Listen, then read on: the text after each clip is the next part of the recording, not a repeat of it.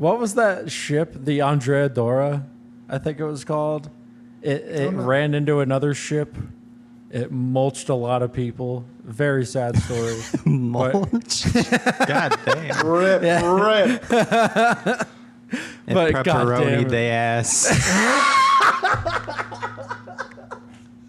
Hey, that's how the sausage crumbles.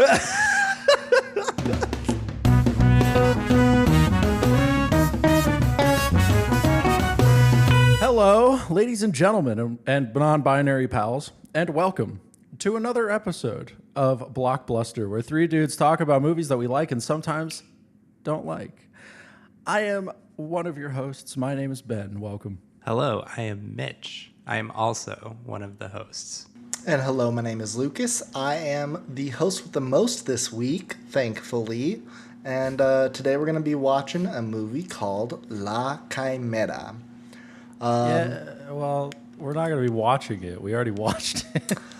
Yes, correction. We're not going to be watching it. We're going to be talking about it. So for those of you who came to a podcast to watch a movie, I'm so sorry.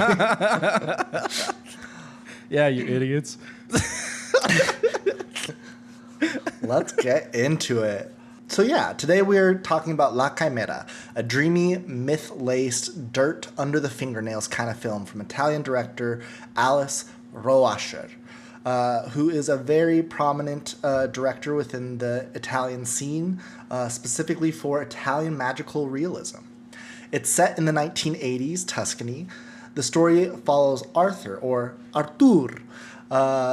played by Josh O'Connor, a British archaeologist recently released from prison. He's grieving the loss of his lover, Benjamina, who lingers in the film as a memory, presence, ghost, or maybe all three. Arthur joins up again with his old gang, a ragtag group of tombaroli, or tomb raiders, who loot ancient Etruscan graves and sell the artifacts to the black market dealers. Arthur has a gift, a sort of divining rod of grief. He can sense where the tombs are buried, and the group digs up the past. Arthur sinks further into his own. He's not just looking for Etruscan gold, he's chasing something that cannot be found on any map. La Chimera is gentle but sharp, funny but tragic. It's about longing for lost loved ones, for meaning and for something just out of reach. When I heard the title, I thought it was Spanish. Shit. It's actually Italian. I just realized I forgot to do my subtitles and reviews. Oh, fuck. Here's the thing. I also did. But I did it right before we started, so I have a subtitle. And one thing I will say, let's just take a second and debate this. Is Josh O'Connor hot? Is he part of the rat? He's part of the Rat Man phenomenon. Yep. Rat Boy Summer. Yeah. Yeah. He's but also to be a little more critical on the whole Rat Boy Summer and the Rat Boy thing. It's like these people aren't Hollywood like fully 100% conventionally attractive. They're attractive people. If you saw that person in the street, you'd be like, that's a hot man. But we like to devalue them and be like, they're not perfect from whatever Western standard we have in mind, so they are a rat boy. No. They are hot, but they also look like rats. Like, you're going to sit here and tell me Jeremy Allen White doesn't look like a fucking rat? Who's that? Hold on, let me do some Googling. Jeremy Allen White looks like a fucking rat. And I love Jeremy Allen White. His performance in The Bear is fantastic. Homeboy looks like a fucking rat. He's hot, but... He is hot. He's a hot rat. He's like that Frank Zappa album. He's a hot rat. Well, while you The rat boys, from Ratatouille. Would you fuck? Hell yeah. I love a man who can cook. Also, just FYI, we're rusty. It's been a while since we recorded. I looked up her pronunciation back when I thought we were recording this like a month ago. But sorry for the delay, folks. We had a lot of shit going on. Also, but we're nobody back, fucking baby. listens to this shit. we're back. We are Also, so back. we were gone because we were IRL together. If y'all want us to record a podcast IRL, sign up to our Patreon and give us money so that we can get back together. Or the Patreon that doesn't exist, but maybe one day it would. Now it's time to Okay, thank our Venmo me. sponsors, the Bilderberg Group. And Sleep Number. I'm just kidding. See, no, it'd be, what is it? Like Sealy mattress? What's the one that all the YouTubers get? It comes in a box and like rolls out. HelloFresh. I'm gonna say HelloFresh. Yeah, we can get because HelloFresh does mattresses now. A subscription service mattress. I mean, honestly, the way things are going in capitalism, a subscription service mattress makes sense. Milk us for all we got. It goes flat if you don't keep the subscription going. It becomes a bed of nails if you don't renew your subscription. All right, we should cut into it, but I'm ready now. I have ideas. So Yes, yeah. Subtitles? Subtitles. I'll go first. Mine is La Chimera. Is that? Can I pronounce it like that? They don't pronounce it like that. Fuck, I'm an idiot. La Chimera. La Chimera. La Chimera. Never trust your work friends. La Chimera. British man does what British people do best: plundering artifacts of other cultures. T. That's a solid gold subtitle. La Chimera. Moody Indiana Jones. That's pretty good. I like that. Awesome. Well, yeah, what are you guys' initial thoughts on the movie before we dig into it scene by scene? What did y'all think? How was your experience viewing it? La Chimera is a movie that it's an interesting movie for me because it's one of those that I can't tell if I don't like or if I didn't get. That's usually something, if I ever have that issue, that's usually something where I would go and watch it a second time or go and like watch a fucking think piece. I didn't do either of those things for this one. I was actually kind of interested to see like how your guys' opinions shaped mine throughout talking about it. The criticisms I do have of it are like they're things that I would have to go back and check. There's a few things that I'm like, yeah, this part was meh. Like for example, the exposition. I think this movie is terrible exposition, and kind of poor writing in general. But other than that, all my gripes with the movie were like, did I miss something? I feel like I'm missing something. Which is how you feel if the exposition's bad. But yeah, that's where I'm sitting at with it. I think I'm in a similar boat. I think at the end of the day, I enjoyed my watch of it. I think these kinds of slow, vibey films can be really rewarding, but also challenging. And where I found La Chimera challenging was maybe in like a bit of like, where is this going? Like, how are these independent ideas connected in a way that's meaningful and substantive to like Arthur and Italia's characters and such? So I would say overall, I liked it. It might be something that's hard to recommend. It's pretty slow. So if you're not one for slow cinema, I would not recommend this. But if you're someone who doesn't mind sitting through a slow film and trying to kind of eke out little bits of interest from a simple premise and a simple film, then it might be for you. Awesome. Well, as a reminder, this epic is the recommender has not seen this before. So yeah, I hadn't seen this before at all. It was recommended via some YouTuber who watches movies and was saying Which one? that Thomas Flight, I believe. Yeah, Thomas Flight's cool. Basically, he had it in a list of, I think, like number one or top movies coming from 2024 that were like interesting or he enjoyed in some way. It was, an Italian director, and it's nice to get outside of your perspective sometimes. And then also it had the whole archaeological theme, so that interested me for sure. I'm definitely somebody that enjoys slow burns, and I think that this is definitely one of the, like, Mitch, I think you described it very well, that it's like a vibey movie. I think I really liked the viewing of it. I thought it was a lot of fun. To be straight up, the first time I watched this, I wrote the script and everything, and that was really hard, and I felt like that took a toll on my enjoyment. And then I rewatched it like yesterday so that I could be fresh for the pod. And on the rewatch, when I didn't take any notes or didn't do anything, I enjoyed it a lot more. But I still think that there were some things that, there are ideas that either I don't understand or I don't know how they're connected to the main story. But I liked it. I thought it was funny, funnier than I thought it was going to be, in a very like chill way.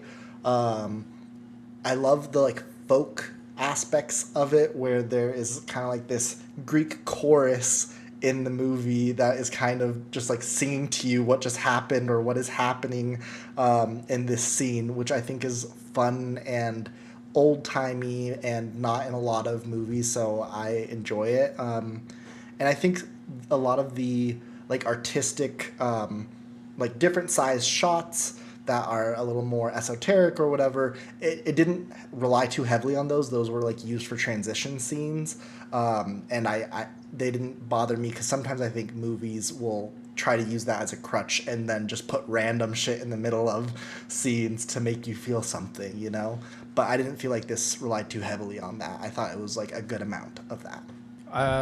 I will say that I also agree it was a slow burn, but I think there's a difference between a slow burn and a boring movie. Like, for example, First Cow, slow burn. Things happen in that movie. This movie, this is just my opinion, obviously. This is not factual. I think this movie was boring. I don't say that as like a condemnation of the whole thing. I think it's just one of its faults. If you're okay with that, there's a lot of detail to get pulled out of it, but the writing lacks plot. There's very little conflict. There's a lot of scenes where nothing happens because most of the narrative information is symbolism. It's not just carried in symbolism. It is symbolism. The whole movie is symbolism.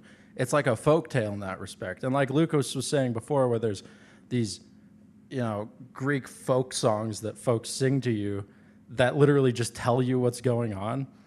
It's because what actually is going on, the content of the movie, is a layer deeper than that. They can explain to you exactly what's happening on the screen, but you still won't get it. Awesome. Shall we get into it, boys? That's a yes. And Ben is officially drunk. I'm just kidding. I'm not drunk yet. I'm kidding. Before we cut in too deep, I realized my beverage is already like basically empty, so I should. Are you fucking kidding?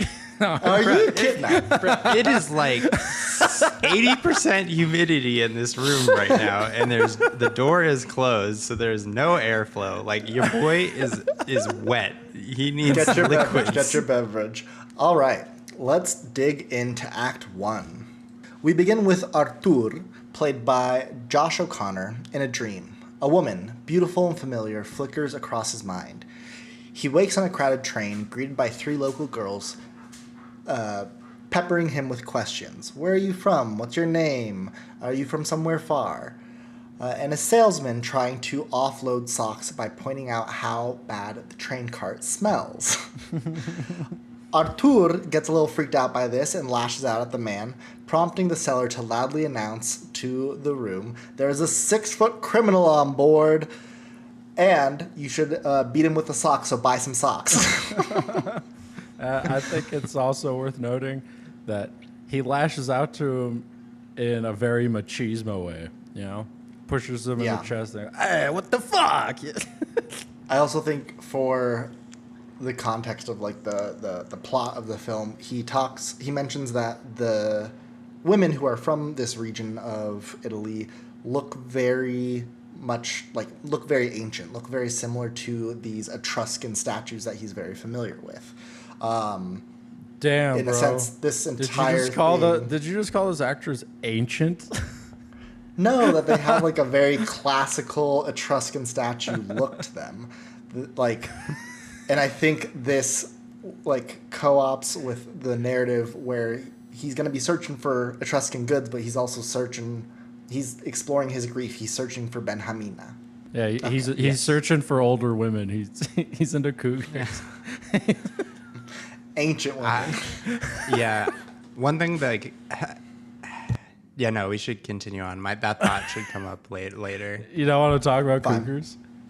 No, no, it's more about like Arthur's like fit and how like he's clearly in like poverty basically, and it just it's rough. Like my guy needs a bath, and maybe that's like part of his like getting kind of worked up about the guy accusing him of being smelly. Maybe this is so because you later learn in the film that he basically lives in like a hovel on the side of this like pretty poor Italian village, and you know when he has to take a bath, we're talking about like a sink bath, but there's no sink. It's like a bowl of water basically to like clean himself off with. So I think also like he just got out of prison, and so when the guy says, "Oh, you stink like a prisoner," or even worse than a prison or something, I think there's a little bit of like that, like, "Hey man, don't tell him I just went to prison." At the station, Artur avoids eye contact with his old friend who tries to pick him up. We learn that Spartaco paid the lawyer to get him out of prison. We do not know who Spartaco is currently, but assume they have some sort of wealth and power and are involved in this gang of Tumbaroli. Arthur has left behind his former gang of Tumbaroli, Tomb Raiders, who make their living unearthing and selling Etruscan artifacts on the black market. Reluctantly, Arthur... That's not really established at this point. No, but we're doing a podcast. That's fair. It's just... My gripes with the exposition are that so little is given to us about the characters and like who they are, how they feel, how they interact, what their relationship is, and all that kind of stuff, which might be deliberate with the themes of the movie, but that's like the fact he was in prison is barely mentioned. Yeah, it's only mentioned here at the station where he's like, "Oh, you finally got out of prison." And you're like, "Oh," so. That is fair, and you don't learn that they're Tumbaroli until later, which is also very fair. Anyways, so reluctantly, Artur agrees to go on the condition that he's taken home, which does not happen. There's a little fake-out scene. He drives him to where his friends are. So he's brought to his crew right away. In this scene, in the fake-out scene that you're talking about, they drive this old jalopy up the road, and we're introduced to a filmmaking technique that I thought was really interesting. It's called undercranking. I assume they didn't actually undercrank the footage because I assume they didn't use a fucking film camera with a crank on it. But undercranking is a technique used by filmmakers who had to crank an arm to roll the reel of film past the lens of the camera.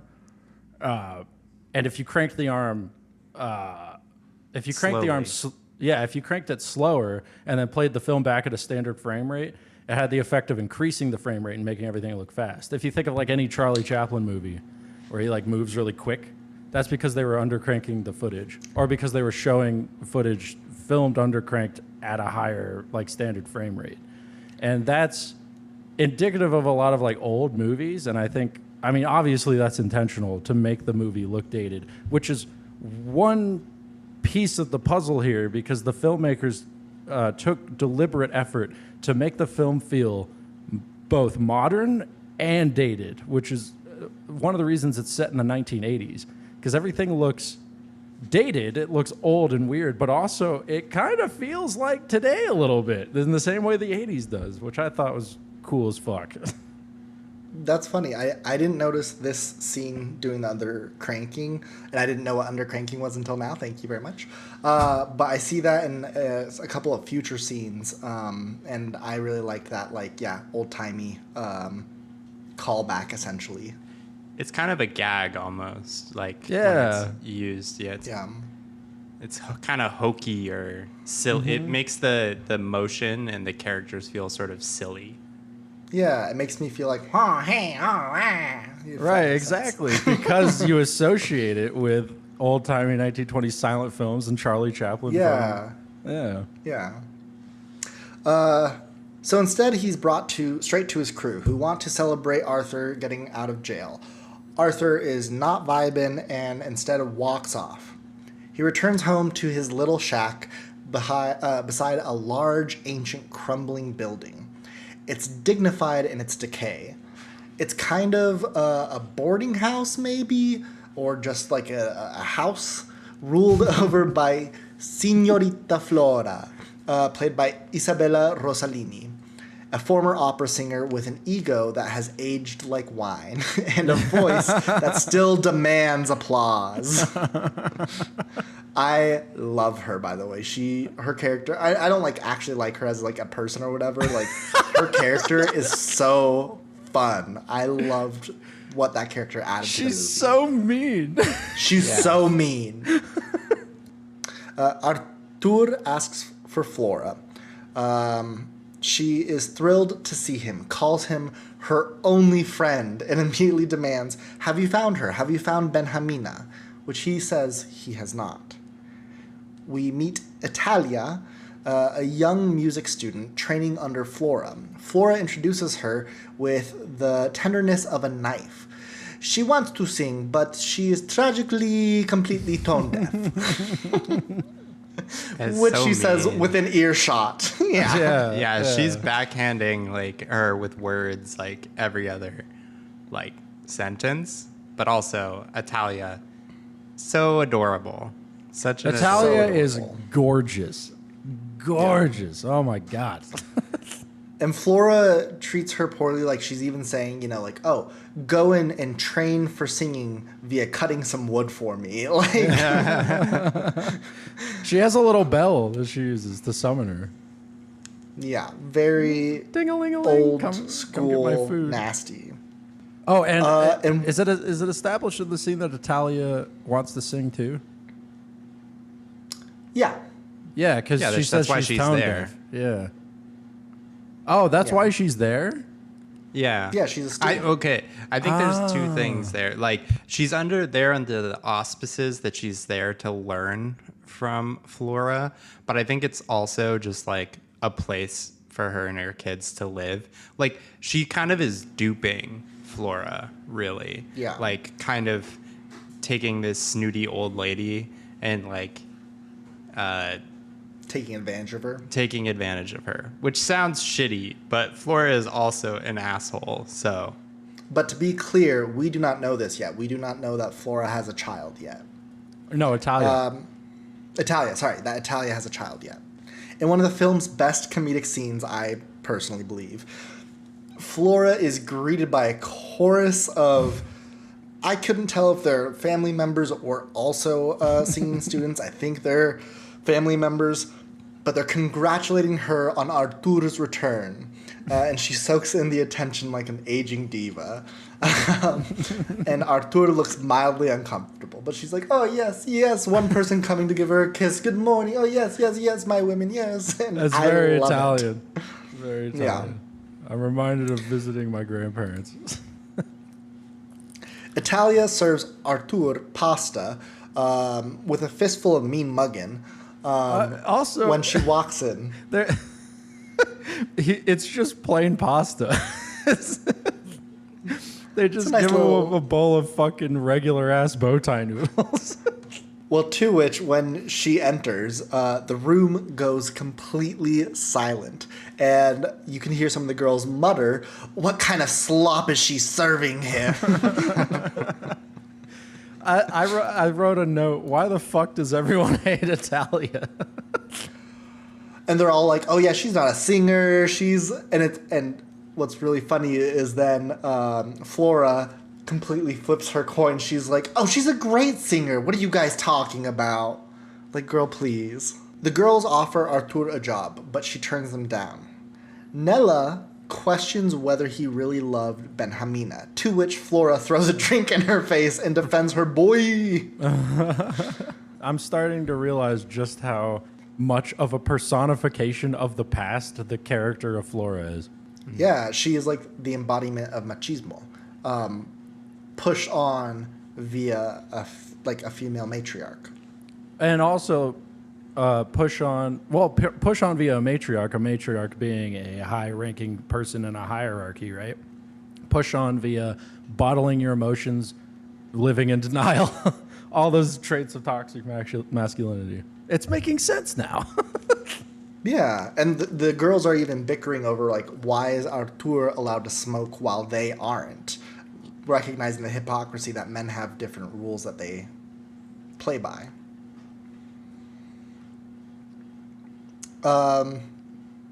This is a setup that I didn't write down until afterwards, but I love it, and we've kind of already revealed it. So, at one point, one of the girls hears, un bambino piange. I hear a baby crying, which someone says, no, that's just a baby lamb. What are you talking about? Which, looking back at, is hilarious, because it is a baby. Artur retreats to his shack and cozies up to his camping burner and falls asleep. That night, he dreams of Benjamina in her dress unraveling, being tugged downward by something that is buried deep underground. And then the thread snaps. The next morning, Italia brings Artur medication. She says his place reminds her of where she grew up, surrounded by trees.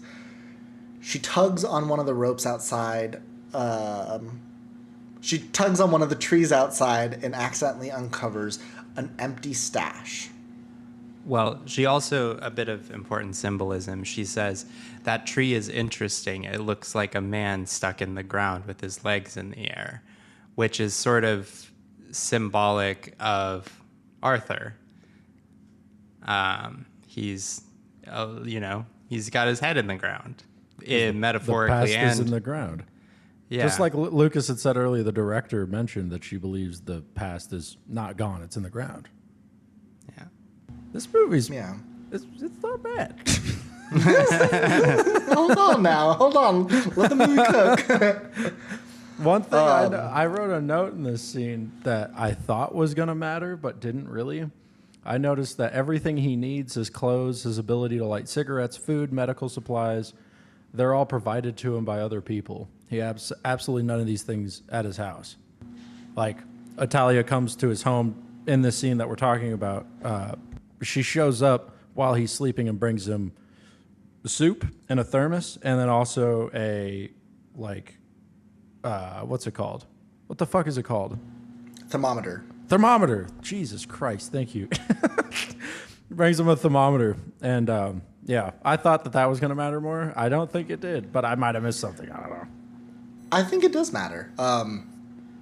You'll see eventually what happens with his life, but he's in this very precarious situation. He's living outside of these power structures, but he is essentially relying on others with power structures, whether it is those things that you mentioned or whether it is the rich people's tombs that he is raiding.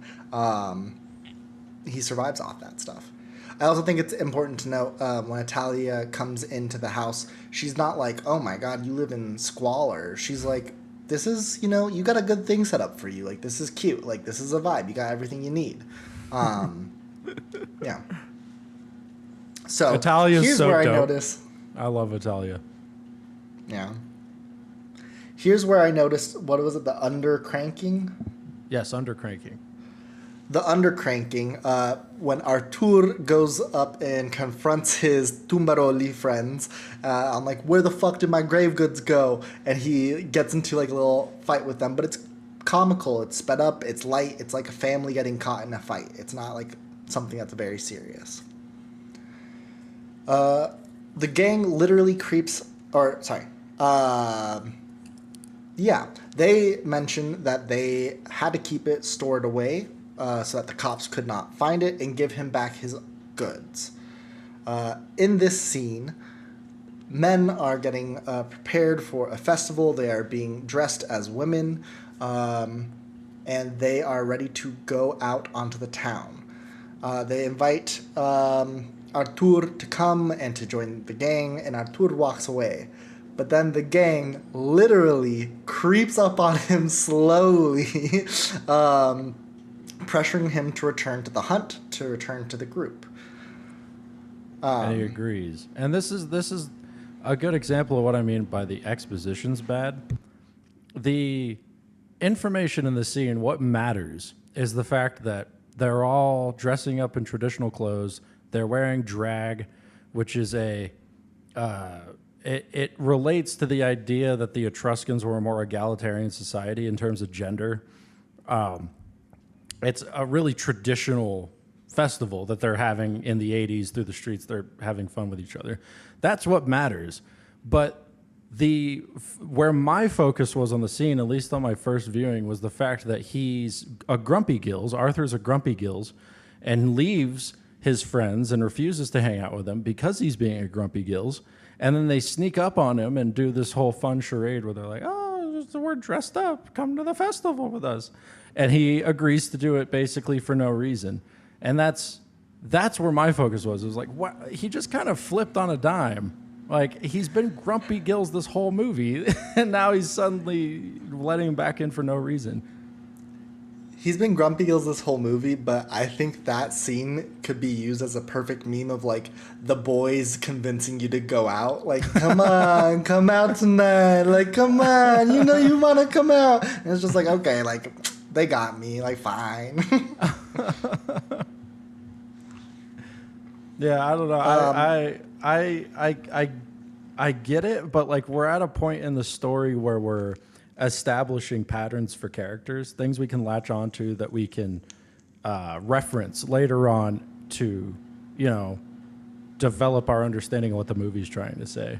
And if the character's whole personality up until this point has been grumpy, has been dejected, and has absolutely refused to associate with his friends in any degree besides accepting a ride from them, then I mean, we were over 30 minutes in the movie when this showed up. Like, where's this coming from? I'm still trying to get a handle on the character. Yeah, I think that's fair. Like, it is very confusing to watch. It doesn't give you a lot up front. I think it puts you in the position of, like, Artur discovering his past. We're discovering his past as we watch it. But you're right, like, a lot of these things that we're saying, we don't get to find out until later on. And so it kind of leaves you in this space of, like, what's happening? Who are these people? It's a filmmaker's movie in the sense that the script is a vessel for imagery. And it's a poetic movie. That's how I would put it. And It's not a narrative. It's a poem. And I don't know. You really have to put on your thinking hat to decipher it, which maybe you're into. Yeah?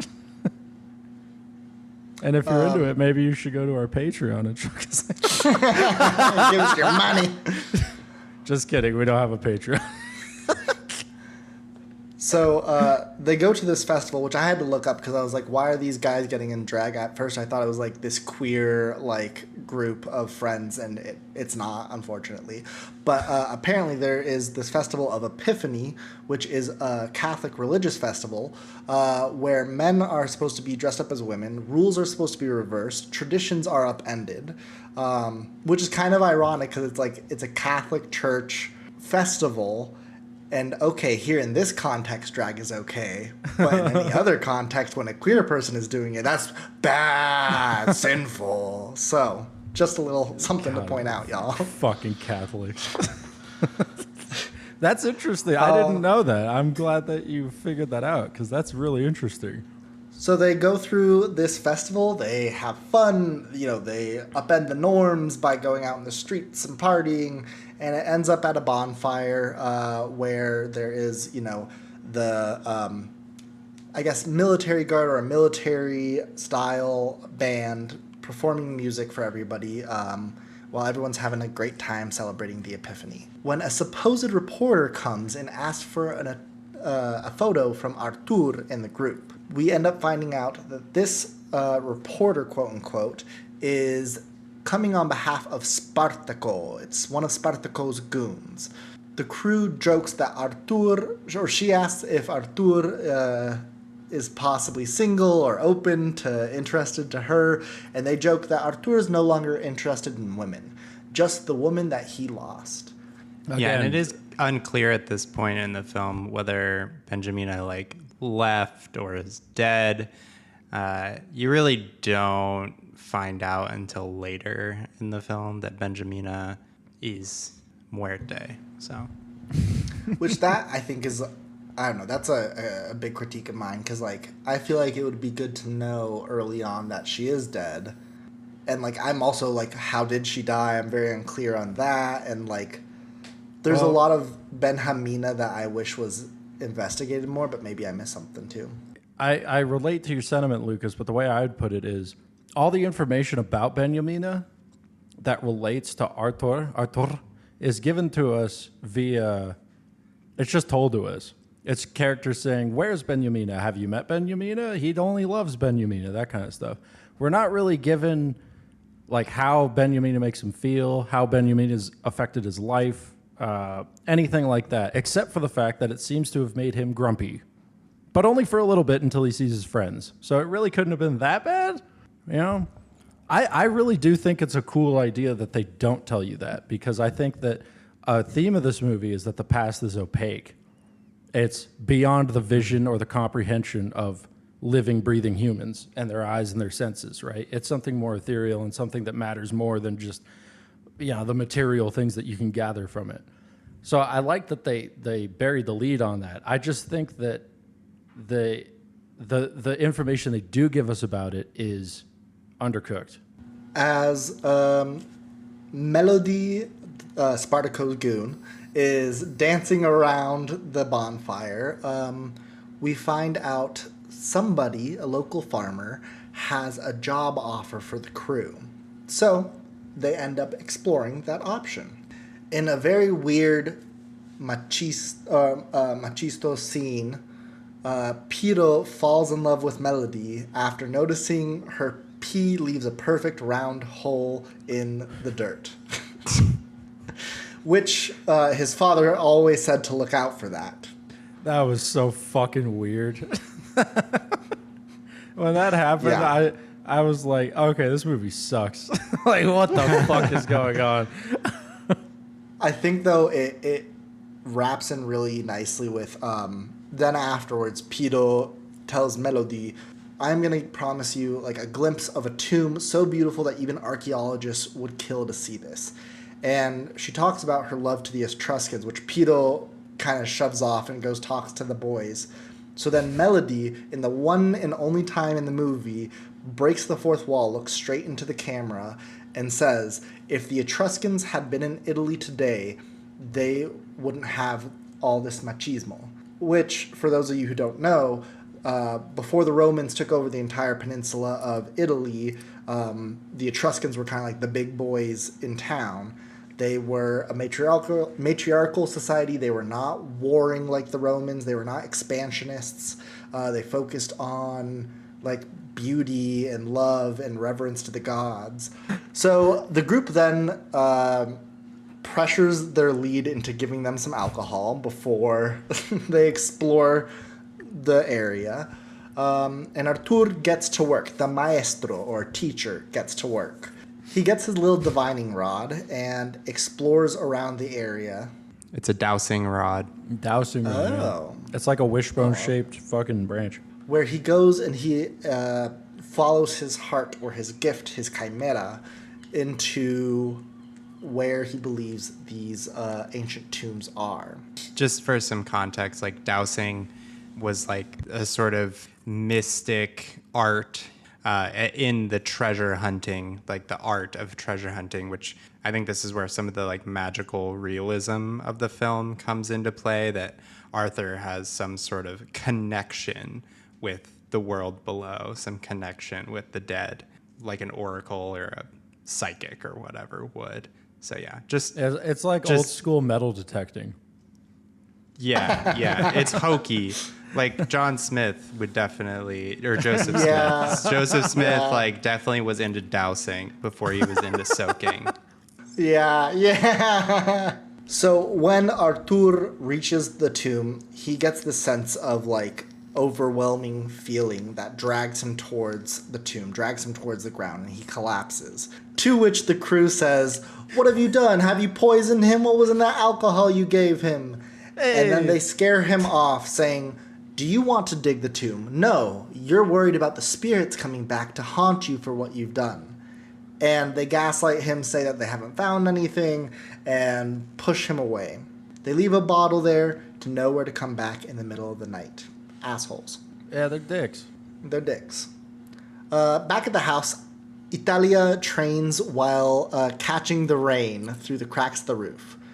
Arthur is searching for something valuable, but stumbles across un bambino, a baby, which is the payoff to, it's not a baby crying, it's a little lamb. It is a baby crying. Again, in this scene, it's like, okay, he shows up to this home to search for a iron rod that they can use to poke through the ground and locate the treasure that they just found last night. But it's confusing to me because why would he assume that there's a rod in this house? Couldn't he have found it just somewhere else? All these questions lead me to believe, okay, there's a narrative significance to why he's in the house right now. But what is it? Is it really just to introduce the existence of Italia's children? Like, that doesn't seem efficient. He it said that he stashed it there. Italia found it and moved it. I think it's like they're both kind of surviving off of Flora's Generosity. Yeah. Yeah. And then they both recognize, she's like, "I know you're doing something shady," and he's like, "I know you got two babies, like a baby and a toddler / preteen hiding out in the house." Yeah, because those are the same thing. Yeah. Yeah. You know, toddler and preteen. Like, it's either baby or like everything after that is like one group. Yeah. As you can tell, none of us have children. Or will. Or will, honestly, yeah. Yeah, Lucas is over there like, she's got this kid, got to be at least 40 years old. Like, I don't know. She's self-sufficient. She can handle herself. Yeah, I didn't but catch no. any of that at all. I- I must have just not read the subtitles. I was reading the subtitles, though. That's fair. I don't know. I think it's a cute recognition of each other of like, "Hey, I see you too. We chill? Yeah, we chill." Yeah, we're Game both recognized exploiting game. people. Yeah. And I think this is like the real start of the flourishing of their relationship, Italia and Arthur. That night, the gang returns to the site and starts digging. They uncover a tomb and they loot it. It ends up being a poor person's tomb with a couple of grave goods, but nothing of huge note to them. To us, like, oh my gosh, these are some beautiful pieces. Like, how the hell is there something this ancient, this, like, just, like, everywhere, scattered throughout the land? They end up celebrating the next day, to which the farmer sees them and says, "How dare you? Y'all fucked me over." And they basically just make fun of him and are dicks to him. Fuck off. Fuck you. Here we enter into the transition into Act 2 with the first ballad that we get from the Tombaroli. This is very folky, where there's essentially a montage of the Tombaroli going and finding other graves, digging them up.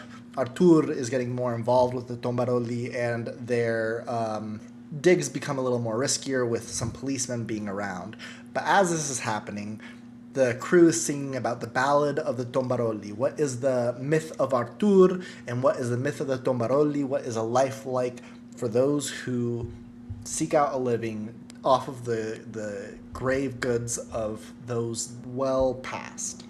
During this scene, I realized we're almost an hour into the movie, and I was only just made aware that this guy used to be an archaeologist through a fucking ballad by a folk singer. And to be honest with you, up until this point, and kind of for a while after this, there isn't a plot. That the only plot that exists is exposition, and the exposition is terribly told. There's no conflict. There's no, this character wants something and struggles getting it. And that was a big issue for me. I really struggled during this first part. And this was like the peak of it. This is where I was like, man, I can't, I don't get this. I don't understand what's going on. I'm so fucking bored. For me, I latched on to the fact that he's either grieving or something's going on with this Benhamina. And then there is this toil of like, he just got out of prison, he's trying to be a better person, but he's doing a real bad job of not getting back into the same crew that he was in right before. But like, what did he try to do to be a better person? All they had to do was go up and poke him. Like, hey, come on. And then he did Come it. out with the boys. Yeah. And it's because the script isn't very good. It's not well written in terms of a script craft perspective. It's not a well-crafted script. And that's because the script isn't the focus. It's not a written movie. It's, again, like I said, all the information is carried through the filmmaking. It's a poem. And so you're supposed to be catching on to like imagery and symbolism and vibes, really. And it's hard to do that when you're kind of just like thrown into this world and you don't really know what to latch onto, and you latch onto different things. That can feel very confusing and leave you feeling very conflicted. And, you know, maybe I just need to get good. And honestly, I feel like I'd enjoy the movie a lot more if I could watch it, you know, more than once, or if I did watch it more than once. But these were my feelings at this point. I do think the song makes some interesting, or maybe I'm confusing because there's a few songs, but I think something that's impressed upon you as you listen to the ballads is that there's not a lot of opportunity for these folks outside of this, that like this criminality, this choice to go and do this is not fully a choice in a lot of ways. Like what they have is their history there, and they make an economic choice rather than a moral choice about what they're doing, which is interesting. And I think there's some other examples in other situations in the world that remind me of this, like people who poach like endangered wild animals. Like a lot of times these are things that are based upon economic factors, not because these people like hate beautiful animals. Like they're live in a challenging environment. And I think there's something to be said for that. Although Arthur doesn't really get that excuse because he's British, and regardless of his mourning, he shouldn't be plundering the ancient goods of other people's. But, he's grieving, I guess. So. Dude, the parallel that you just made between poachers and what they're doing is fucking brilliant. I think that's a really good comparison. I agree. Like in this song, they say, you know, like, yes, this is a crime, but this is not like, you know, this is in something that is like, we're not murdering people, we're not selling drugs. Like out of the crimes, like this isn't the worst thing that's possible, and this is what we have to survive. So yeah, I think that's worth noting for sure. I think there's also a bit of, there's an implication that these items belong to the state rather than the people. It's kind of subtly spoken by someone. And I do think there is some symbolism as well. This is kind of jumping forward, but Italia could be perceived as a symbol of Italy. Like her name literally is Italy. And she's affronted by this is later in the film, but she finds affront to what they're doing. She, being someone who respects the dead, respects the history. She doesn't understand the sort of, even though she herself is experiencing poverty, she stands on moral authority about it, but they look at it as a purely economical exchange with the ancients. Yeah. Also, sorry, I'm going to just keep riffing because this is like a primary to my thoughts about the film, I guess. or No, germane. Keep cooking, bro. It smells Yeah, good. germane to my thoughts about the film. Also, Arthur seems to have a more romantic notion of what he's doing than the others do, because he is an archaeologist. Like, he wants these things to be seen, these things to be found. He wants to, in the same way he's uncovering himself throughout the film, he's trying to connect back with the past that he's trying to understand better. Super Anyway. well put, yeah. Tom Bareilles song. He has all the like his ramshackle shack. He has a bunch of ancient goods in there. That's basically the only thing he has aside from like a bed, is all these pieces of the past. So I think you're right in assuming that, and I mean it's touched on later. He refuses his share when they go and sell them, which we'll get to, but it's like he's collecting these things. He uses in the same way that his friends are exploiting his powers for material gain. He's exploiting their powers for like fulfillment of his Desires. libido. Okay. Oh, sure. Libido? No, bad. The duality of man. Bonk. Act 2 opens up with a dreamy blast of 80s synth. There is movement now, adventure, mystery, and a flicker of something beautiful just out of the reach. Artur and Italia grow closer. They speak in glances and gestures, a shared language of recognition neither of them dares to name. Looking out the car window, Artur spots a red thread fluttering across the landscape, like the one in his dreams. He makes a smirk, something stirring. Artur gives Italia a bell he found from the first tomb after returning. Oh yeah, that's an important thing we kind of missed. So Signora Flora rings a bell when she wants to summon Italia. During the scene where they're singing the folk song about Artur, one of the people playing the songs is playing the triangle.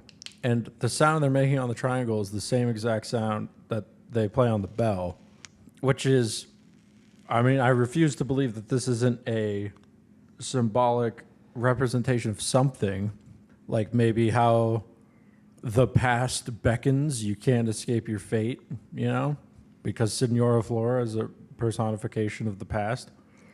And in this scene, just like Lucas said, Artur gives Italia a bell that he pillaged.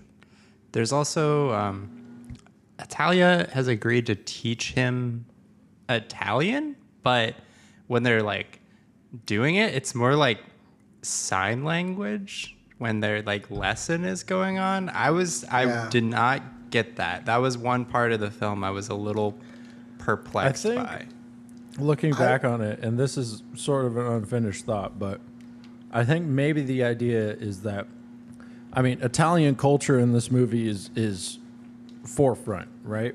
Italia, you said before, is a representation of Italy in general. And I think one of the themes in this movie is using the past, respecting the past, and using it, like recycling it. Not necessarily reliving it and taking everything from it, and not necessarily destroying it and throwing everything away, but taking what works and revitalizing it, you know? And I think this idea of her teaching Artur Italian, but also simultaneously teaching him this language that only they can speak, is a way of communicating that Artur and Italia, when they get together, are cultivating a future based on the past, if that makes sense. Yeah, I see that. I think I also first watch through was like, what's going on? I thought she was teaching him Italian. On my second watch through, it felt more like, one, Italian is very much like they speak with their hands, they speak with body language. You know, body language is 50% of communication. In Italian, it's probably like 60, 70% of communication.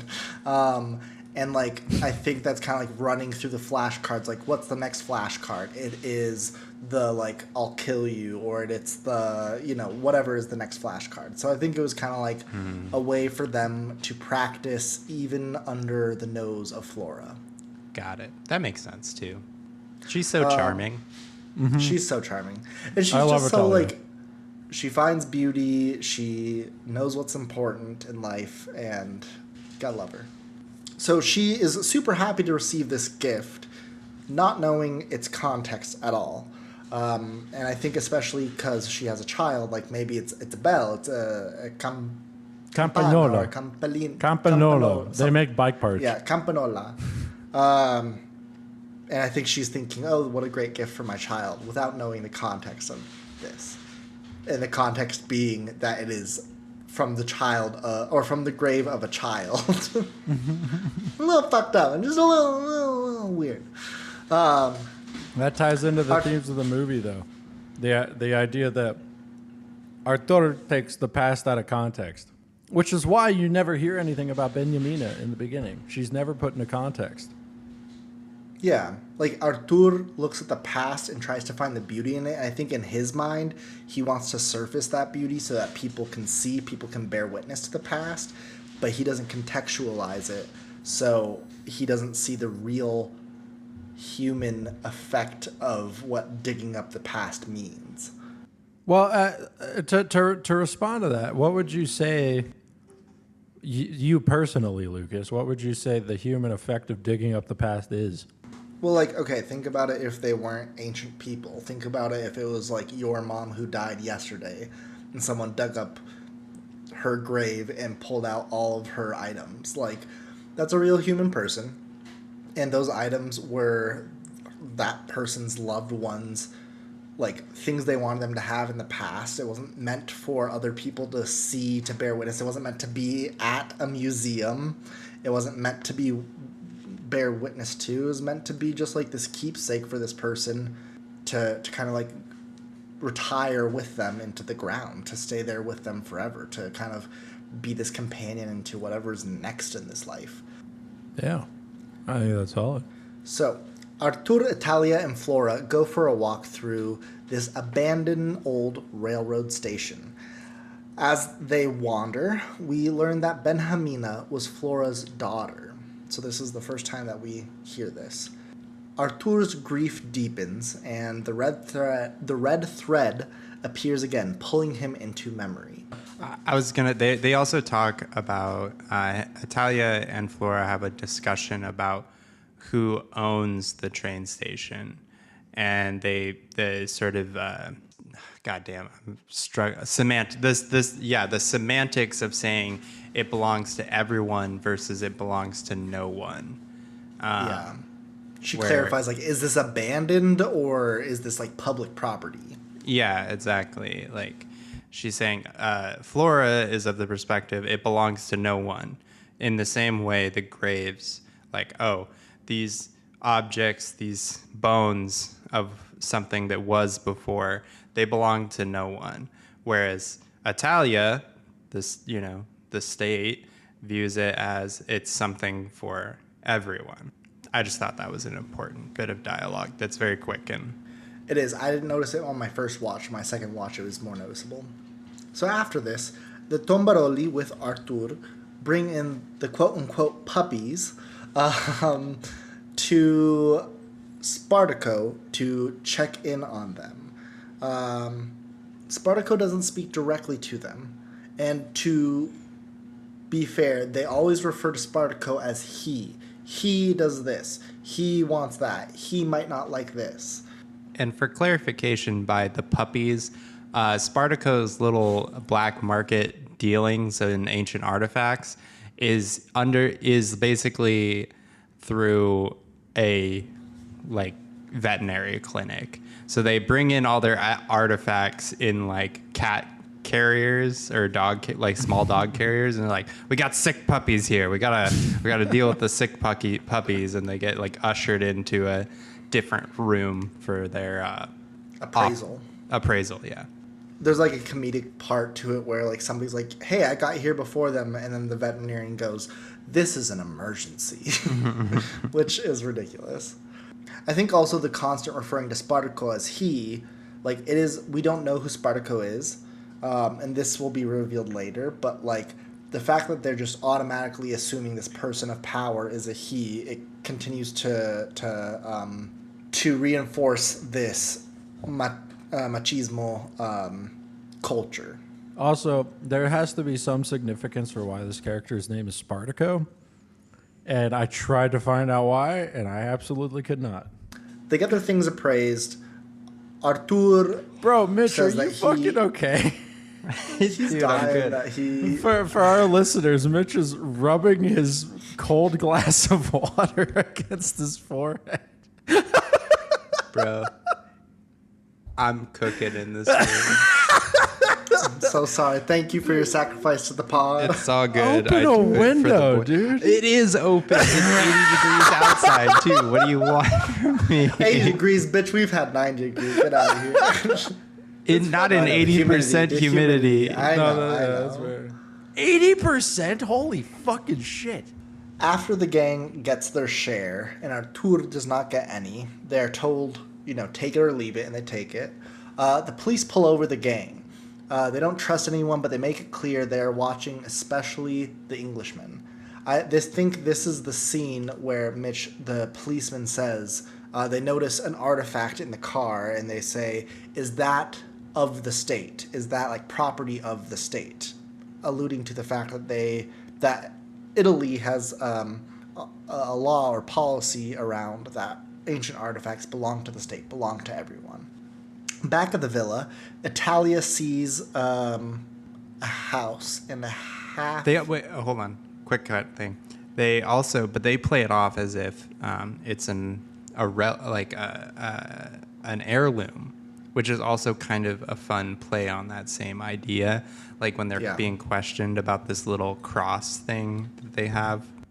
They're like, my grandma gave it to me. And like, you could almost see it as like, not even really a lie. Like in a way, like these are ancestral objects, like something inherited, not something that, belongs to everyone, but something that they gained from the past. Yeah. Who owns the past? Disney. Good question. Jeff Bezos. Yeah. He bought that And shit in 1996.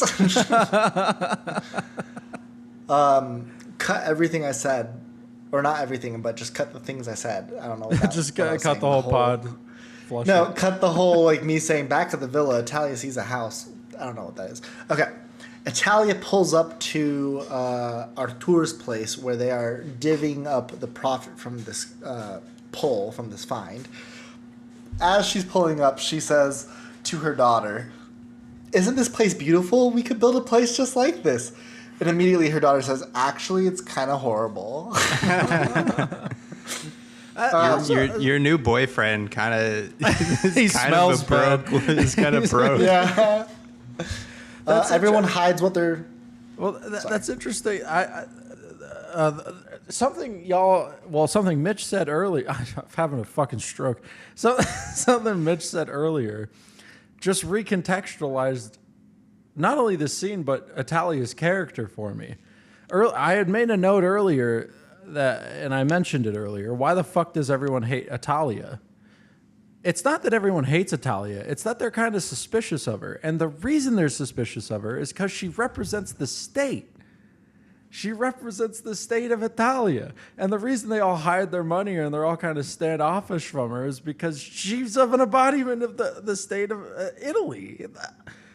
This movie's actually kind of good. Yo, what the fuck?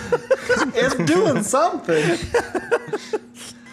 So as Italia walks up with her children, the crew hides all the money that they're divvying up, and Artur introduces her to the rest of the gang. She's welcomed with a chaotic affection of outsiders who know they don't fit anywhere else. My favorite part is Fabiano. Oh, Fabiano. Where Fabiano says to Italia introduces herself and she says, "My name is Italia," and she goes, "Viva Italia!" Yeah. Long live Italy, which is like it's almost breaking the fourth wall, but it's fun. It's a good time. There's actually a lot of that in this movie. I know you said earlier that it was the one and only time that they broke the fourth wall when that one Directly, yeah. Right. But there are, and this is a good example where it's like it's so fucking on the nose. Yeah. And even my dumbass didn't get it. I never equated fucking. I knew Italia's name was Italia. I'm like, oh, she must represent Italy in some way. But as the movie progressed, I'm like, yeah, it's just a fucking red herring or some shit. They end up going out. There is a spot by the beach where there's music playing. People are gathering, drinking.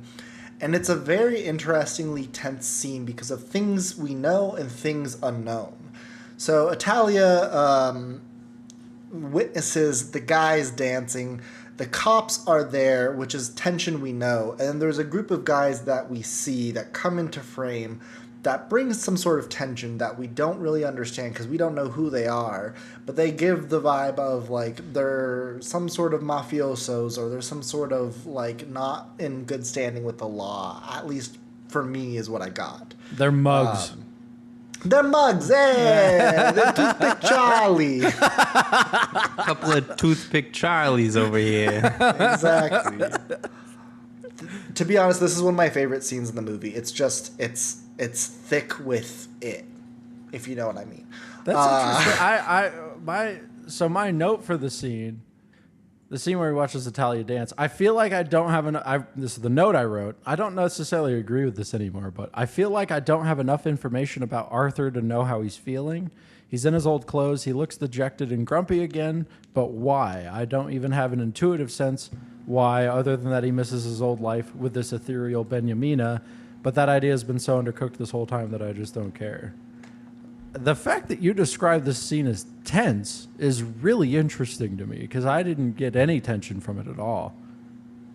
I don't know. I think like I see the tension with the cops. I see the tension with Artur kind of falling back into his old habits with the crew. And I think like I agree has this grief with Benjamina, but he's also seeing Italia engaging with the guys dancing, kind of eventually leading the guys in a choreography and kind of seeing the beauty in life and like rediscovering what humanity, what connection is. And it's like this really complex scene where there's like a lot going on. And it's kind of pushing our main character to feel a lot of shit. Yeah. Well, he also starts to feel protective and that possessive of Italia, like with these sweaty dudes, like because they all swarm her. Yeah, she like jokingly lifts her skirt to be like at the end of the choreography, like, oh, like little pixie poo, and then they all surround her and kind of like start fondling her. And what's her name again? Fabiano is like gives him a look like, are you gonna let this happen? He's like, hey, back the fuck off. Yo. Yeah, so then he tells, he's like, come on, let's go. And they all kind of walk away from the party, go closer to this industrial complex, and start, jumping into the ocean. People are saying, hey, don't jump in the ocean. This is nasty ass water. And other people are joking, it's electrifying. It's a great time. Oh fuck! I just realized that the water's like polluted and shitty because of all the hold on, what the because of the modern era. What was I saying? The water's all polluted because of modern society, right? And this is jumping ahead a bit, but they soon go into a tomb where there's just we'll get to it. I'm sorry, I'm jumping ahead. No, I agree. This is worth talking about. So Fabiano basically states that this is a cemetery, and I think this is part of that theme of like us in the modern age commodifying the past, like this specifically reminds me of the stuff that's going on in Mexico right now. They're thinking of building a huge train to connect kind of like Central America with Mexico. And the issue with it is that they're going to build this all over the Yucatan. And right now, archaeologists have just started utilizing LiDAR technology to discover all of these ancient Mayan cities in the Yucatan. And it's like the progress of the quote-unquote modern era could foreseeably destroy a ton of history that we do not know of yet. But it would be huge progress to have this train to have these people be more connected than they ever have been before. So it's like the modern age, like they have this industrial plant that probably is super helpful to the community economically, but also it's right on top of a huge cemetery. I didn't notice that detail. Or you could think of it as the modern world is built upon the like relics of the past, like the history, there is, like I think there's a couple ways you could look at it, either in that sort of anti-industrial way, or you could just view it as how, we stand on the shoulders of giants kind of thing. Yeah, the past is not gone. I don't think it's inconsequential that an energy plant is built on the remains of our ancestors. Fossil fuels. Oh, fuck! Oh, fuck! And I think at some point, one of the crew members has like, oh, thank God for the plant. Something about that, because it's like it's bringing so much economy into the Bro, I'm embarrassed that I didn't fucking pick up on that. It's also one of those movies that it doesn't really give you everything right away. It's like, here's a bunch of jumbled pieces pieced together. Good luck, bitch. Like an archaeological dig.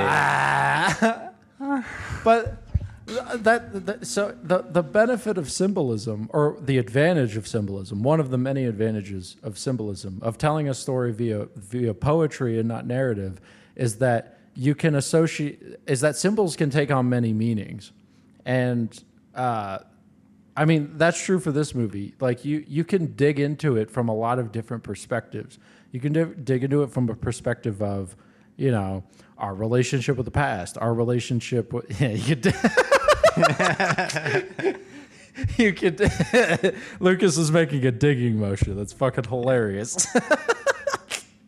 But you could dig into it, like our relationship with the past is multifaceted, political, via gender ideology, via sociology, via just like interpersonal relationships. And I think the movie addresses all of those things. And I think I realized the movie addressed all those things, but I didn't know how it was addressing all those things. I really want to watch this movie again. Yeah, I'd be very curious on like what a second watch through brings, because also like my second watch through wasn't as also like spicy as the first, but I really enjoyed it still. So very curious. Anyways, getting back to it. Italia kind of starts, I don't know, investing in this relationship. She kind of puts her head on Artur's shoulder, kind of showing her care for him, the affection for what a fun night this was, and thank you for like letting me into your life, sort of thing. But Artur is a little distracted. He looks over his shoulder. He's getting a feeling something is pulling him to the ground. Yeah, he gets a dousing boner. He does. Gets a dousing boner, a hard one. He does, and he wanders over, and when he leaves, Fabiano comes over to Italia and says, "I think you've cast the spell on him." And that's a way of saying that like this attraction between two people is eternal. It transcends time. It is literally like your ability to attract another human being is as ancient as like Etruscan artifacts. Oh, For sure. Yo, this movie's really fucking good. So Artur does his thing. He's in his chimeras, which we finally hear it. So Italia asks, is he sick? And Fabiano says, has he not told you? He has a gift. He's in his chimeras. And we get a little tension here where Italia says, what does that mean? And Fabiano's like, you don't know what we do to make a living? We raid graves. This is a cemetery site. This is like not a cemetery site of like some sort metaphorically. This is literally a grave site of Etruscan people. And we are grave robbers and we collect that shit. To which Talia gets very uncomfortable at this prospect, while Artur is very one shot, one mind, go for the gold, and starts digging. Italia starts to piece it together and asks Artur, is the bell that he gave her something? And he says, like, something along the lines of, like, let's talk about it later. And one of the crew members says, yeah, it's from a child's grave. She's horrified. So tactful. Yeah. She says that they're disturbing the spirits. She mocks them. She actually, honestly, genuinely curses them and leaves, threatening to call the police. But we know that Italia is not going to do that. This is the first time in the movie that there's actually a plot. Like this is where I got hooked. This is where I finally was like, oh, there's something here. You know. Yeah. She also says an important line, which is something along the lines of, "These things were not meant for mortal eyes." She also asks, what about Benjamina? What would she think of this? And they say, oh, poor girl. Haven't you heard? Benjamina's dead. And this is when we find out for the first time that Benjamina actually is dead and not missing. Yeah. I mean, which you could have. I'm still true, but I'm still unclear on like, did Senora Flora, is she old and delusional and like dealing with grief and trying to pretend that like she can be found again with Artur's gift, or did she genuinely think that, oh, she's missing, Artur hasn't said anything and she's waiting to hear from Artur? I think a similar thing, or thought a similar thing, but the more I understand about this movie, the more I realize that Senora Flora's character is entirely metaphorical, and she's literally just an embodiment of the past. She's just a mechanism for the past, which is why Arturo likes to hang out with her so much, because she's a safe way to, you know, live in the past. So it really doesn't matter what realistically she thinks. It's just the fact that she can't let go of what's already gone, and that's what's important.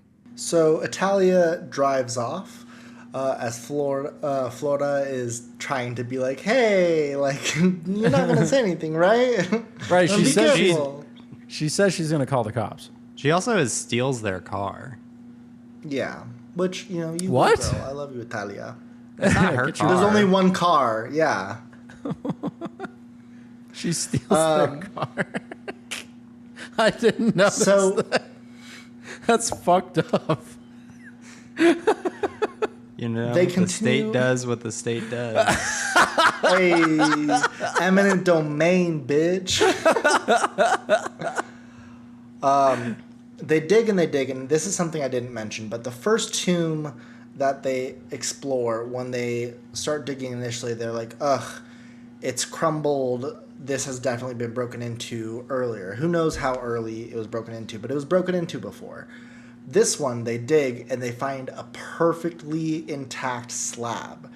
So it is a perfectly intact tomb. Like, oh my gosh.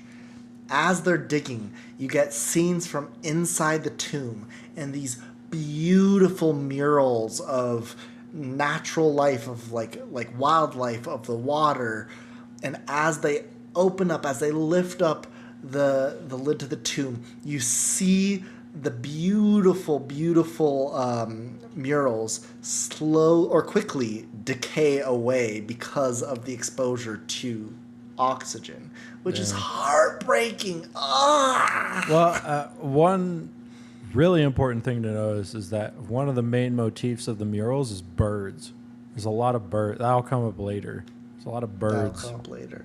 They break into the tomb, and they find a stash of pristine objects everywhere. There's a water feature. There is a bunch of little totems, and the most important thing, there is a massive statue of a woman surrounded by a panther or So a mountain lion. I don't know, some Etruscan meme. And people are raiding the little totems, and Arthur is taking special appreciation of the statue. There is mention of this is not a tomb. This looks like an altar. Like this is a temple to a goddess. And Arthur looks into this statue, so detailed, so pristine, it looks human. And he is looking into the statue's eyes like it is a real individual, a real person, seeing the humanity in it. And as he's looking into the eyes, the crew grabs the head and cuts the head off by the neck.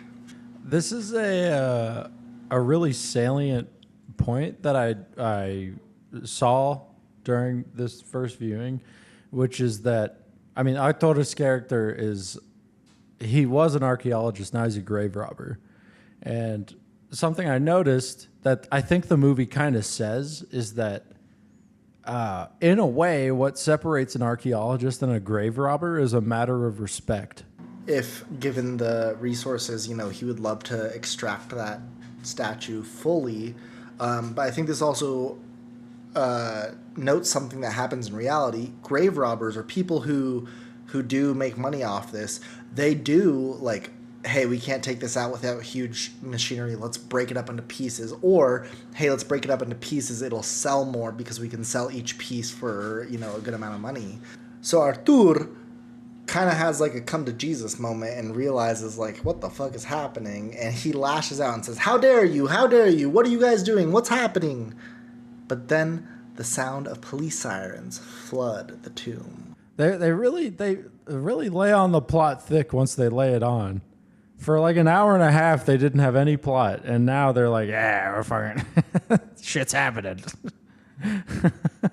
They all are like, shit, we can't take anything. Let's just grab the head that we already fucking decapitated off. Let's grab that, grab whatever we can, and let's get out of here. They worry it's the cops, but we, as the viewer, see that it's not the cops. They celebrate the fact that the people leave and end up going into the tomb to collect whatever is left behind. Yeah, they duped him. They duped them. They duped them. Impersonated police officers so that they could take their goods, take their loot. And we learn this is the group from the party by the beach with Italia and everybody, with that very tense scene of the unknown group. This is them. And we transition into Act 3 with the statue decapitated, being lifted by a crane onto a cargo ship. The note I wrote was, the imagery of something as modern and industrial as a crane and a dock with a bunch of shipping containers hoisting an ancient Etruscan statue into a box filled with polyester soccer balls is the kind of commentary on our relationship with traditionalism that this movie does well and that I'm here for. Very nice. Yeah, it is a very contrasting scene. Because that's what they hoist this statue up. They put it in a box, and then to package it, to ship it, they hide it from the authorities. Exactly. They fill it with a bunch of polyester soccer balls. It's brilliant. And for those of you who haven't seen it, this is the scene where we are revealed Spartaco is a woman. We see a woman dealer say like, oh yes, thank you for bringing in my goods. We realize that gang of people They weren't like, they were a competitive Tumbaroli gang, but everyone is serving Spartaco. Meanwhile, back at the villa, Italia lip syncs to opera while putting her baby to sleep. Unfortunately, though, we find out at this scene that all of the girls at the villa have discovered that Italia has 2 children that she's hiding from Signora Flora.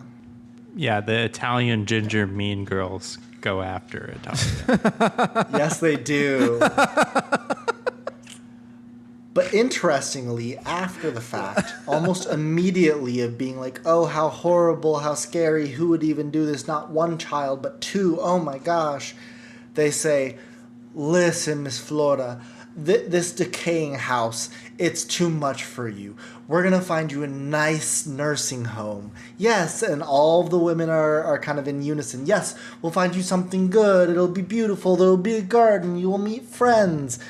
They're all pouncing on her in almost a more vicious way than Italia was using her.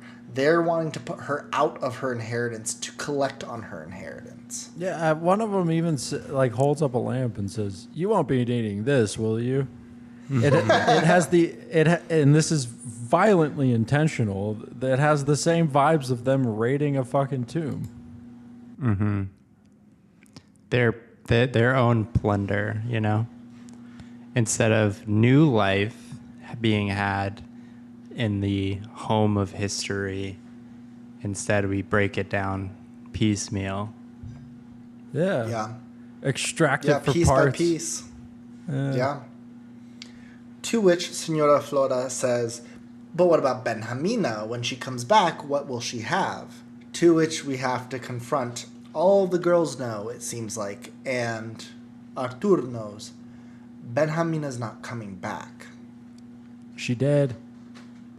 Spartaco presents this artifact, which we learn is a goddess of animals in the Etruscan world, to a group of what we eventually learn is museum curators.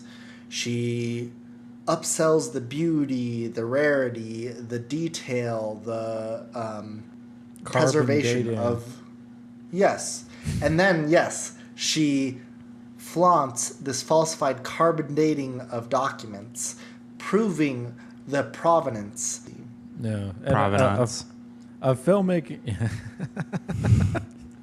Of Sorry. filmmaking. You look so mad right now.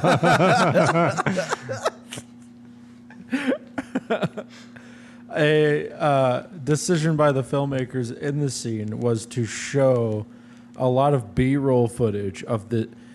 So this auction is held on a steamship, which a steamship is like a classical image of industrialization, right? The gears moving, the pistons thrusting up and down, that kind of shit. You know, I that's very important for whatever reason you might carry. You know, whether or not you think that's symbolic of modern society being a mechanism for, you know, people's happiness or whatever. You know, you can pull whatever you want out of it. I think it's a really interesting choice. Something that is unique to Italian industrialization compared to the English is that it was sexy. It was sexy. It was beautiful. It was sexy. Yeah. The machine was like they valued their Apple basically. They value design. Yeah. Ferrari. Balenciaga. Yeah. I don't know if that means something, but what was that ship? The Andrea Dora, I think it was called. It ran into another ship. It mulched a lot of people. Very sad story. Mulch? God damn. Rip. And But pepperoni they ass. Yeah, that's how the sausage crumbles.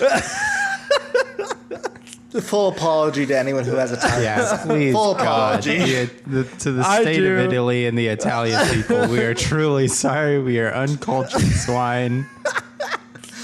So as Spartaco is presenting these falsified documents, the collection that she is showing off to these museum curators, we find out that Spartaco's niece ends up being Melody, Yep. who brings the crew aboard because she feels that Spartaco has something, or they have something interesting to bring to Spartaco. Melody is the supposed journalist with the perfect piss stream for the viewers who may not remember her. For the viewers, And the thing they have to offer is the head of the statue. Spartaco sees them, or is notified about them via the veterinarian, quote unquote, and ends up going to talk with them. When she does talk with them, the crew is on the deck while Artur is inside the back of the boat with Spartaco. And Spartaco mocks the crew, calling them, reliving what we just, or referencing what we just talked about, calling them cogs in a machine as the ship chugs along. That they believe they're doing something worthy. They believe they are of some importance. But in reality, they're just the cogs, while Spartaco and Artur are really the ones who see the true value in these items. There is some truth to that. Not only with what's about to transpire, but also, I mean, we mentioned it before. Artur is has a more romantic relationship with these things than his friends does. I mean, it is kind of explicit up until this point. It's not just subtext; it's text. Hey! That Bingo. his friends kind of exploit him. They do keep him around because of the material benefits he offers them. But I think he is very veils off of the eyes because he realized he exploits them for their labor. She's exploiting Artur, being like, we're the special ones, but she's really profiting off of his gift. It's a very dog-eat-dog capitalistic world. Thanks. Yeah, James. God, I love money. They threaten to reveal the truth to the curators if they don't get a cut for the head. She wants to see the head. And in a scene that is very out of the ordinary, very comedic, they growl at each other. That's so good. So, It's so fucking funny. good. I love that. I loved it. Because that's how Arthur sees it. Yeah. Like he understands the accuracy by which Spartaco described his friends, right? He understands that, yeah, they are just opportunists in the same way that he kind of is. But he also sees the flaws in her thinking, that she's just exploitative and she's just looking for a profit, right? And nobody really understands these materials the way he does. It's such a cool way of displaying that. I love it. Yeah. And comedic and light. It's like it could be a very serious scene, but like they play it very light because there is comedy in life. Like there's comedy in the little things in life. So Artur unveils the head, to which Spartaco says, "Wow, this looks interesting. Bring it over here." He stares into her eyes, just like he was staring into her eyes in the tomb. The statue's eyes, yes, not a real human person. The goddess's eyes. He's staring into her eyes. He's realizing his own qualms with what he's doing. And I think what's echoing in his head is Italia's words. These were not meant for human eyes. And he throws the head overboard. To which Spartaco laughs and is like, this is good for me. Y'all ain't got proof that this is stolen. Artur's buddies are pissed off. We cut to a scene where he's on the way home on a train and his buddy is just staring at him, pissed off. Give him the death glare. And this scene's interesting because we started the movie on a train. We started the movie on like you guys said before, whenever the past is shown, it's shown in really warm, sultry colors. And in the original scene where we meet the character of Arthur, he's on a train and the train's old. It's it's like a Harry Potter train. It's got the fucking door that cuts off the rooms. You know what I mean? This train is very modern, very, very modern. It's got really nice reclining seats and like chrome handrests and stuff. It's almost as if as soon as he's accepted the place of the past within his life, he's able to exist within modernity. In a scene that is probably the most like magical realistic scene in this entire movie, Artur goes to a car in the train in the back where he can, smoke it up. Get that nicotine. He encounters a ticket boy.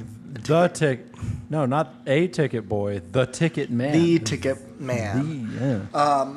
Who asks him if he has seen his goods, because his goods have been stolen from him and that he has been buried with them. He then encounters everybody that he encountered in the first scene. The girls, the seller, who are asking about their grave goods. Specific grave goods that throughout this movie he has taken from tombs, and saying how meaningful and impactful they were, and where are they? Do you know? Not with anger, not with malice, but with genuine care for these precious items to them. And it fucks with him. He gets off the train and runs out. Yeah, he's faced with the specters of his past, the consequences of his actions.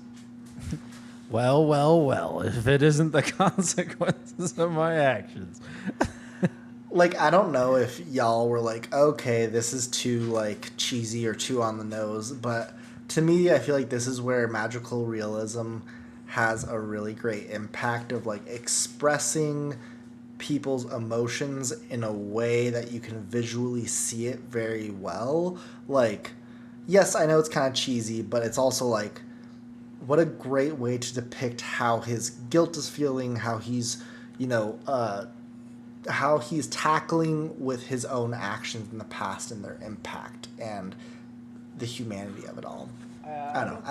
I love it. I don't think it's necessarily cheesy or anything. I wouldn't even necessarily call it magical realism. Like, encountering the specters of your past, like, it is kind of a trope to, like, in let's say you have a movie about a hitman, right? You fucking have the hitman encountering all the people that he killed. It's tried. I don't think it's that creative. I think it's a very creative movie overall. I don't think the scene is the most creative out of all of them.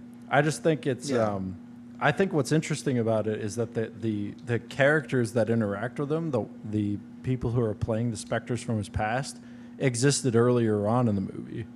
I think that's the interesting part. Yeah, it's not like a bunch of ancient people just like wander onto the train. Yeah, like it's contextualized within the world he actually understands, which is allows him to humanize. It's not exoticized, which I think is interesting and a good choice. If a bit trite, maybe. I think I was trying to grapple with that scene in that I was like, oh, is he like dead? Is this some kind of like, did he die at some point meme? But then you get subsequent scenes that don't, But then then we'll get to it. But yeah. The other thing is, the other thing is these characters were scared off from him from the beginning because of his machismo, because he got angry at the ticket salesman for trying to probe and prod into his life. And when he did that, everybody in the cabin with him who show up in the scene get up and leave. And they all like peek around corners to make sure he's, not there anymore. And that plays into this idea that like this gendered equality existed in the past, and that's worth preserving. I mean, to me, this like scene is like, Artur has had this gift of like connection with the spirits in a very disconnected way from the spirits, like connection to their grave goods, connection to what they hold valuable, and his like realization of the humanity of these objects to those spirits has then allowed him to be able to like actually see these spirits and connect with them, which is kind of cool. And I think it's worth noting that one of the people are asking for their bell that they had as a child, which is the gift that he gives to Italia. Well, great. So the next part of the scene, it takes place a little bit later. You can tell Artur has grown out his beard a bit. He's a little more dirty. He's a little more scruffy. He's a little more nasty. He's so and nasty. those new... He is so nasty. Those new goons who tricked him roll up on him and say, "Hey, we are a special little talent. You know, come join us." And he's not saying yes, but he's not saying no. He's like, "Let me know when." But also at this moment, he recognizes Italia's children and follows one of them home, which is a little like weird, but not weird. Well, it's not like he was stalking her. He's running to like catch up to her to be True. like, "Hey, where's your mom at?" To which she says like game recognized game, I get you, but you're gonna need to clean up if you want a chance with my mom. And so they go back to his hovel, which has been destroyed. Signora Flora has recognized the people in her life are leeching off her and has just totally said, "Hey, I'm gonna just I'm not vibing with any of this. I'm not fueling any of this." So his home is currently being demolished. But he still picks up Not Italia's daughter really picks up a demolished mirror. as much as ripped apart piece by piece. Another, They're grave robbing his house. yeah. T. I didn't recognize that T. But he cleans up. The workers laugh at him. Where's he going? The ball. Oh my gosh. They're treating him the same way everybody treated Italia. Mm-hmm. Yeah. And he ends up going to where Italia is at. The Riparbella, which is the abandoned station that they once walked with Signora Flora, where they had this conversation of, is this for the people or is this abandoned? I realized when we were last talking about that train, scene, Italia and this station also represents the present. Because at the beginning of the movie, he's taking a train to his past. And in that subsequent train sequence, he's moving forward to his future. And now he's at a train station where no trains go. It's just where the life he could have is at.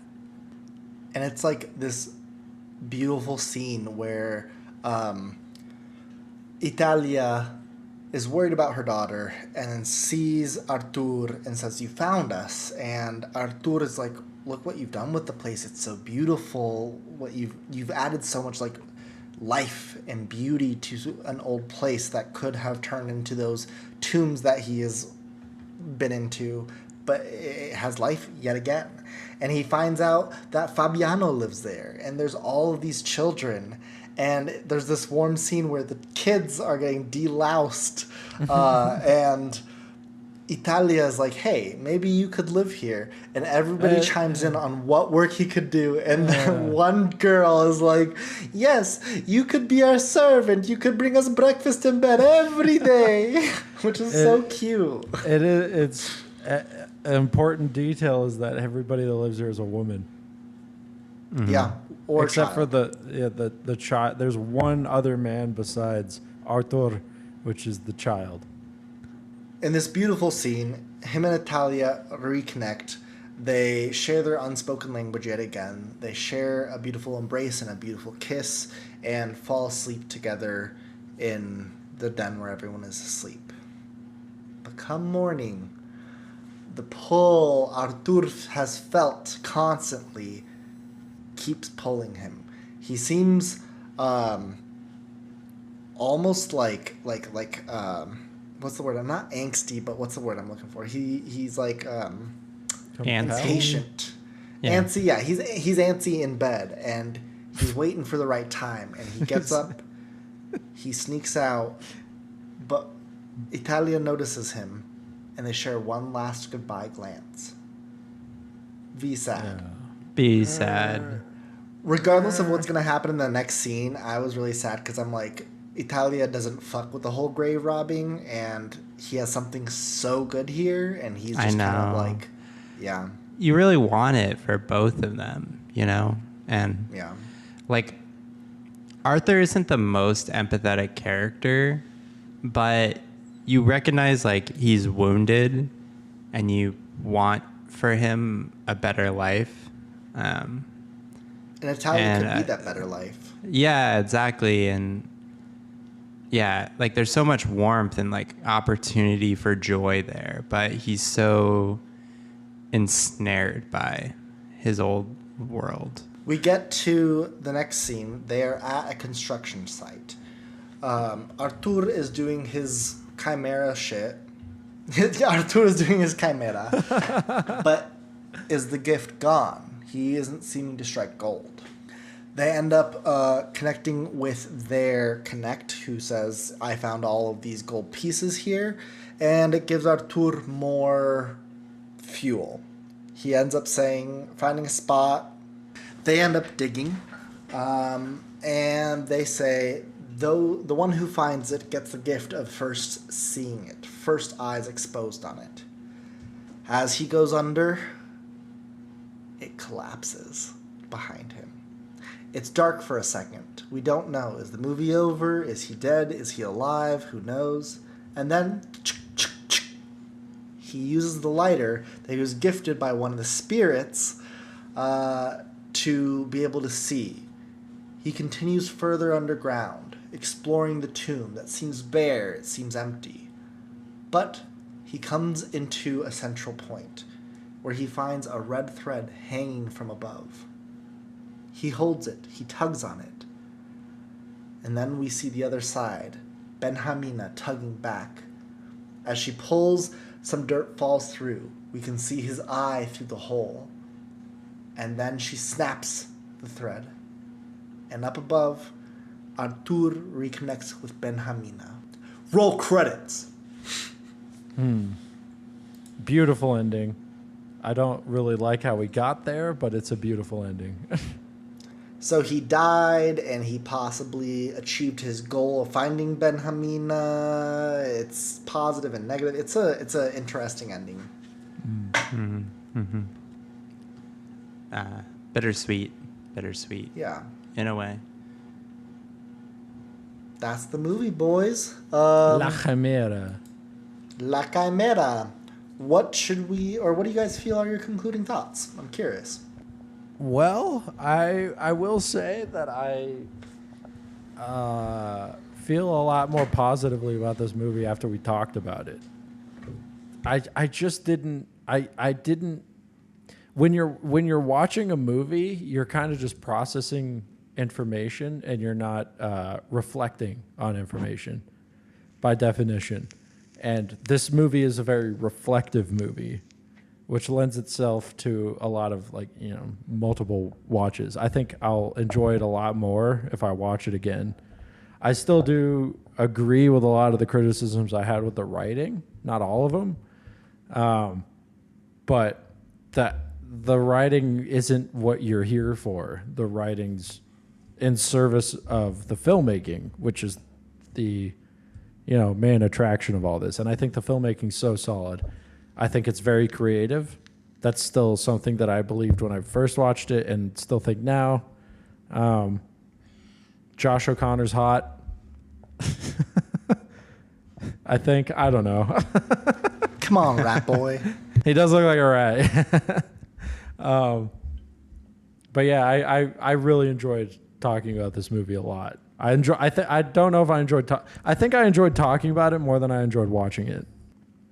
Yeah, I think my thoughts remain the same as I did at the top of the pod, but I think just digging into the pieces and the symbolism, I as well kind of, after I finished the film, thought that a second viewing would be rewarding, and that's a good thing for me. Like sometimes you watch a slow film that's interesting or intrigues you in certain ways, but maybe you don't want to revisit. I recently watched a Kurosawa film, Where is the Friend's House, which I thought was really beautiful, also very slow, not a lot of dialogue, really interesting and earnest in a similar way. But I don't know if I want to, how I would feel about returning to that film. Like, I don't know how much more you get out of the experience of watching a film like that. Whereas with this, I do feel the pull of it. Like, I feel like it's pulling me like a red thread towards death. But I want to pull at that thread a little bit more. So yeah. Yeah, you want to pull on the thread, yeah. What? I'm sorry. For me, like, recommending a movie in this epoch is a little nerve-wracking in the sense of, like, you haven't seen it. You don't know if you're going to be recommending a good one or a dud. And so just, like, baseline, I'm happy that it was, like, something that I enjoyed watching. Like, good. But yeah, it's one of those, like, I don't know. I'm definitely a sucker for, like, slow burns. I'm a sucker for, like, things that you have to piece together, kind of puzzles, things that make you think about humanity, and, like, not everything is black or white. It's very gray. This grave robbing is, a source of income for people that is readily accessible to them, that they might not have other opportunities. And, like, displaying these goods, even with good providence, in a museum might not even be the most ethical thing, because these are people's grave items. So there's no, like, right answer. And it's, like, recognizing the humanity in it, recognizing that, tangled knot, and trying to, like, untie it and understand it. That's the sort of shit I love. So it was good, and I will say it was funnier than I thought it was going to be. It's not a comedy by any means, I don't believe, but, like, there are some really funny moments that bring a lot of life to the film. So yeah, I was pleasantly surprised. So, what are your final ratings out of 10? On my first viewing, I give it like a strong 5, maybe a 6. But I imagine that would change on a second viewing. I think I was in the 6 ballpark. I think maybe I would say that's like a fair rating. I think my heart says it's a 7 though. Like, just based on, like, vibe check, like gut check, it's got to be a 7 for me. I enjoyed this film.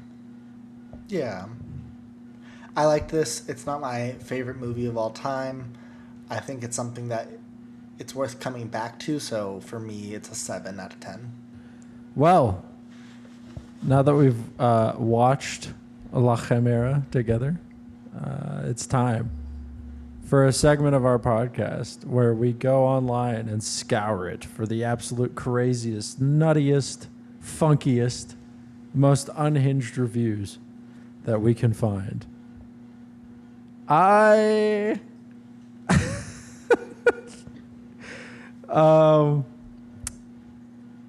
found one. And I want to go first because it's the top rated review on Letterboxd. This one has the most likes out of any Letterboxd review. It's from Ayo Edabiri. They gave it 5 stars out of 5. And what they said was, I want to have Freaky Friday with Josh O'Connor for like one day on this maybe heart. Anyway, stunning. Movies are amazing. All right. That's an interesting takeaway from that film. Which was a common thread on all the reviews I found. There was a lot of thirsting over Josh O'Connor. Yeah. All right. Mine is from Letterboxd user Adidity. They gave it 3 stars out of 5. archaeological looting. Bad? Josh O'Connor leading a stinky group of cross-dressing thieves across the Italian countryside in a montage of grave robbing set to a jaunty folk tune. Very good. Only good enough for 3 stars? What the fuck? I feel like that's like an average, though, you know? It's in a 3-star system, you would have given it a 3. Or in a 5-star system, you would have given it a 3. Yeah, but I wouldn't have said anything as committed as that. That's right. At the very least, it requires more elaboration. I have 3 really good ones, but I'll only stick with one for the pod. Thank God. This one comes from user Ace. They rated La Chimera 4.5 stars, and they liked it. If y'all see me somberly geocaching in a linen suit, best mind your business. I like that. Oh, geocaching. Man, I haven't heard that term in a long time. Yeah, that's old school, baby. And that's the episode. Join us next week as we talk about Coherence, which is Ben's pick for the new epoch, multiverse time fuckery. Thanks for listening, as always. Have a good week, and we'll catch you in the next one.